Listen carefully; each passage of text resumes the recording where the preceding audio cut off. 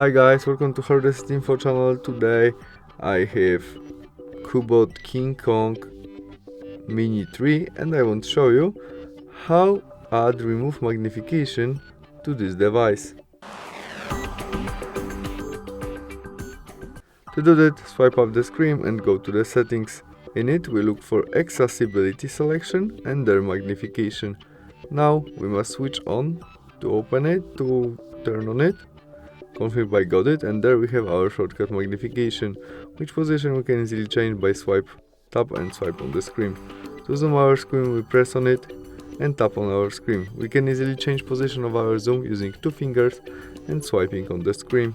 We can also zoom out, zoom on or zoom out. To turn off our magnification, we must press again on our shortcut. That's all. Thanks for watching. See you soon. Bye.